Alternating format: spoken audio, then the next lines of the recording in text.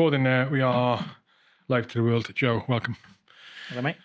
I think it's the first time you've ever called me Joe. Is it?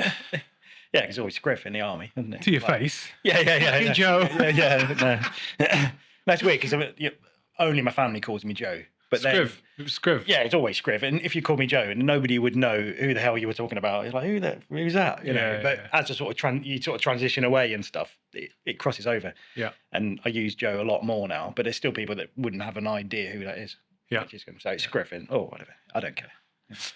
By the way, if I'm looking around, okay, I'm looking at technical stuff. Yeah. Really important. It's not because you're bored. Well, this is the first time. So this icebreaker, right? Normally, we're doing the icebreaker now. Normally, these only go to patrons. They never get released publicly. Yeah. This is going to get released publicly. Okay. They all are from now on. Yeah, You're the guinea pig. Yeah. Now, and unusually with this one, normally all the guests get asked the same question in the icebreaker. Yeah. You're not. Yeah. So there's been a few questions in specifically for you, which I requested, and that'll be the same going forward for guests. Yeah. So we're going to start with those questions. Now, and this goes to the podcast as well. There may be some stuff you can't talk about, current stuff. Yeah. Just don't talk about it. I'm just saying, make your apologies and we'll move on, but it's fine. So, all right. So some of the questions we'll go straight into from the patrons, specifically for you, from the platinum subscribers, I should say, of which they are watching the live stream. Question numero uno. If the UK infantry were fighting in Ukraine now, how would they do? Particularly the paras. Okay, that's an interesting question. Mega. Yeah. Obviously tempered. This is my own opinions, nothing to do with my day job and stuff. We've always had this because when I first joined the army, it was on the back end of the Falklands War. 8 years afterwards, still a lot of people that had fought that, and it was always a question: 1990 you joined? Yeah, I joined 1990. Obviously, Falklands War was 82. Could the modern generation do it, and all that? And then we had the same with Afghan. Could they do it? And I think they've just proved that they can. So generation is different. The army is made up of the modern society.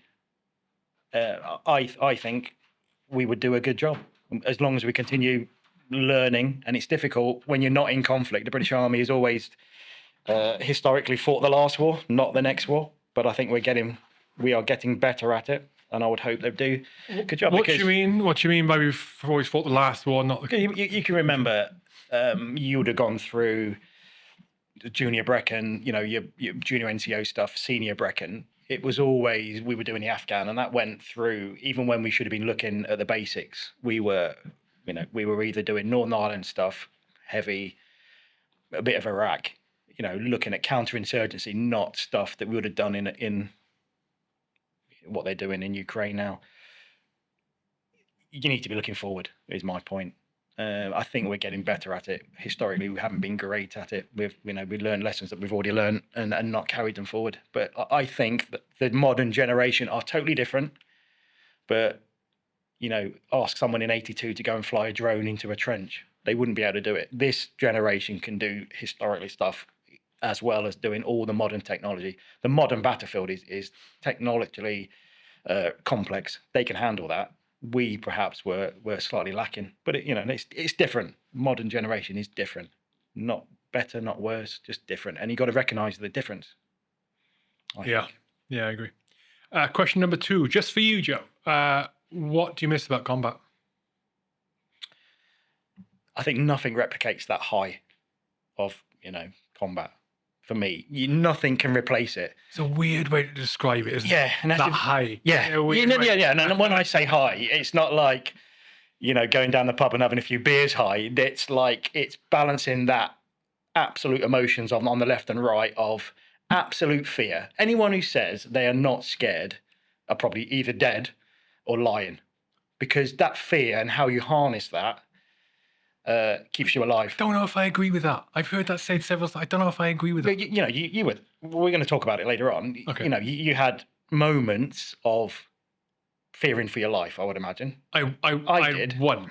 Yeah, but that is how you harness that, and that's the difference between, I think, bravery, I say I had one. I had one where I felt it like fear, Yeah. as you and Yeah, I, yeah, you know, yeah. how people know. But then what feel fear, yeah. you conquered that. You didn't let it harness you. That's my point, is if you let fear totally overtake you, you either freeze, let yourself down, let your friends down, and ultimately could end up being killed. Not that that happens to all people, but it can do.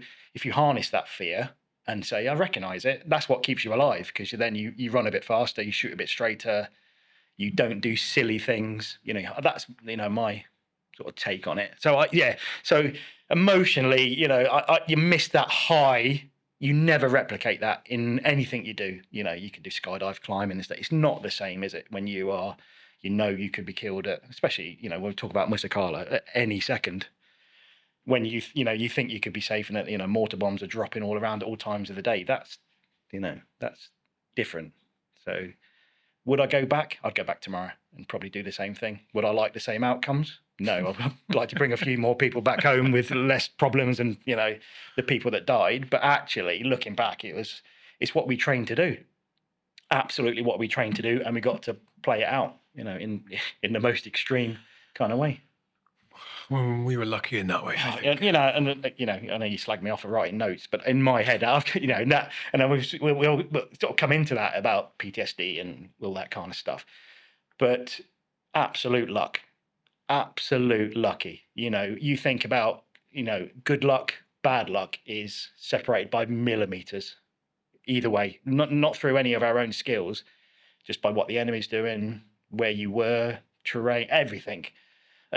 We were extremely lucky.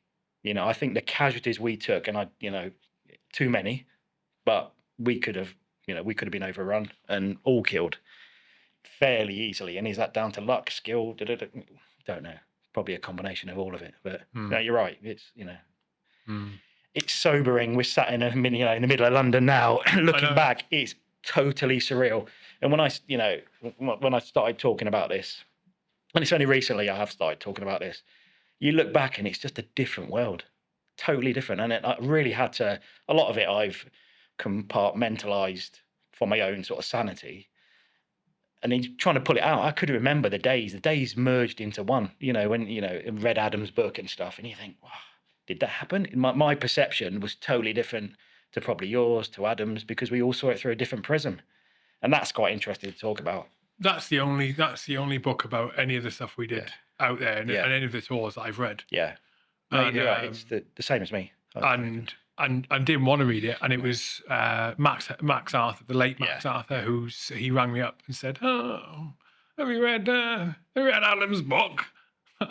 And have you ever meet Max? He was bonkers. He was bonkers.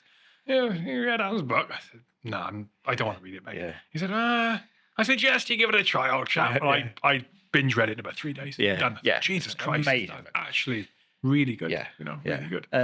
Yeah. No, you're right. Okay. Question number 3 from the Platinum subscribers. Important, Joe. Would you be willing to speak with the Taliban and other enemies who you fought? Look at the contemplation on his face. Yes. Probably now, looking back, it'd have to be controlled, and I'd want some body searches and stuff before I do it. So I think, interestingly enough, I think you've got to separate the $10 Taliban, as we called them, that was the farmer that got paid to pick a weapon up and do that. That's one thing. Then you've got the hardcore Taliban religious fanatics, and then you've got the absolute foreign fighters that, you know, we heard there's none about, and then suddenly, by various methods, you hear different voices on the radios and the interpreters are picking up that's whatever nationality. So there's 3 different things. It's not Arabic. Yeah.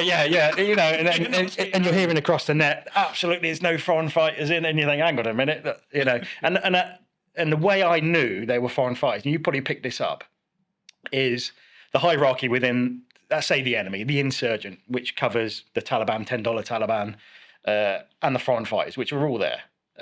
Is what they did with the dead, because the Taliban, $10 Taliban, collected their dead religiously. Foreign fighters were left on the battlefield, and that, you know, you're like, that's within their own, you know, with the enemy. So I knew they were there. So would I meet that foreign fighter fanatic? Absolutely not, because they would never respect and have to be tightly controlled. I'd be interested to chat to that $10 Taliban, because he was just irking out a living, I think, not necessarily, could be our friend, could be, he was our friend 1 minute and then enemy the next. I mean, you go and pick, you go and, there is a guy that I think back to, I would love to sit down and chat with him on the podcast, right? I mean, he was a wild man. I mean, this is like the heart of Helmand kind of thing. And I met him in 2010. And he would come into the Shuras. He was one of the village. He was the village elder of one of the villages in our AO, and his name was Rahmatullah. And we knew he was the son of a significant Taliban individual. And I mean, he was a proper wide boy. He knew we knew. And he knew we knew he was involved with the Taliban. And he was orchestrating attacks and all sorts of stuff. He also knew we couldn't, it was very difficult for us to prove. He'd come in the Shuras, and me and him, we would get on. And we'd be speaking to an interpreter, but we'd just be grinning at me. And he'd be like, I remember saying to him one day, "What happened yesterday?" Up in, I can't remember the name of the village. And he's like, "No, nothing." I said, "Did happen, because one of our call signs went through your village and got attacked." Nah, it didn't happen. I said, it did happen. You know it did. And he's just grinning at me, like, "You son of a..." I mean, it's like funny, not funny. But it'd be good to go back and chat to him and go, and you've got... What was your 10-year experience like? No, exactly. Talk to me. Because they always said, you got the technology, we've got the time. And it proved it. And it proved it. And actually, begrudgingly, you cannot say they weren't brave people. They were brave to the extreme. Some of the things we saw, you were like, what the hell are you doing? You're lining up to die.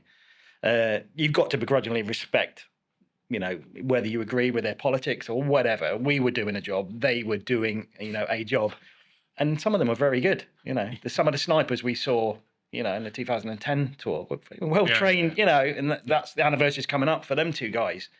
That's a skilled individual, right or wrong. You can argue that forever. You've got to begrudgingly, actually, they were pretty skilled people. And brave in their own way, against the air power, and kept coming. We killed a few of them. And they kept coming. We may venture onto this question on the podcast, but I'll ask you anyway here. So the question is, why were you guys so under-supported? He's talking specifically about Musa Qaleh here. Why were you guys so under-supported? What should have been done differently? I've thought of this question a lot. And funny, I had a conversation on the way to the station in the car about feeling supported, unsupported. But you've got to look at it in the whole. We never expected to go into that amount of war fighting. If you can remember, I think the Ministry of Defence at the time said we were going to go there and hand out rations. That we prepared for war, as we always did, parachute regiment, all that stuff. We had good training, but we were tripped into, Easy Company that formed Musa Qaleh was really what was left and what we could pull together. So the OC and myself, we didn't have a company. We were pulled in to form that company. I was a newly promoted Sergeant Major, just finished as a colourman, jungle warfare, brilliant job, the dream job.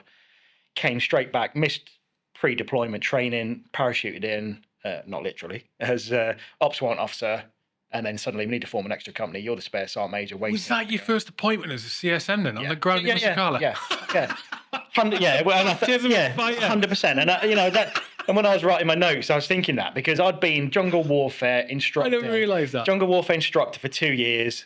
There's your promotion. No wonder you butchered the job. Yeah, exactly. Yeah, rubbish. But no one teaches you that stuff. And we'll probably come on to that later. Who teaches you the stuff that we saw? It's not in any pamphlet. It's not in any book. You know what I mean? And it's pretty hardcore stuff. And so I'd literally been parachuted in, gone in as ops warrant officer. So you're in the controlled area of, the control centre where the CO and everyone is. And I was doing that job. And then suddenly, after, in August, we need to form another company to go in to the thing. And then that was formed, and then we pulled everyone in, and we ended up in there.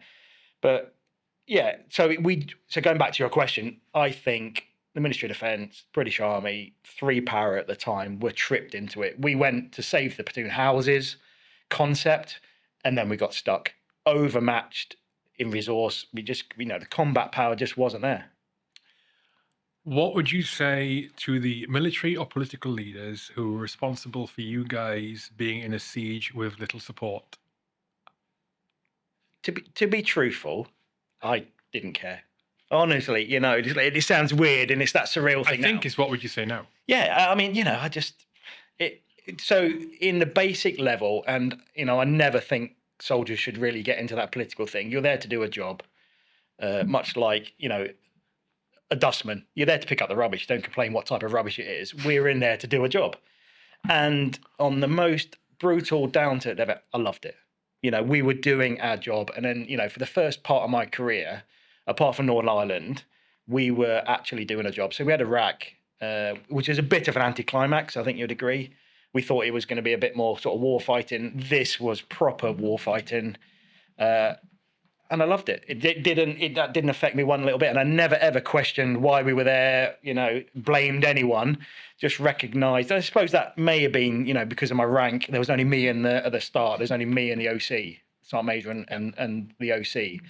So you had to toe the line. It would have been no good for me to say, I don't think we should be here, because, morally that would just be bankrupt. And that would spread through. So, but that's never, even the evacuation of how it ended on pitting and leaving Afghan never affected me. Now, whether I know it affected a lot of people, I didn't really care. And I always say, at the time, me did everything to the best of my ability. I wouldn't change anything.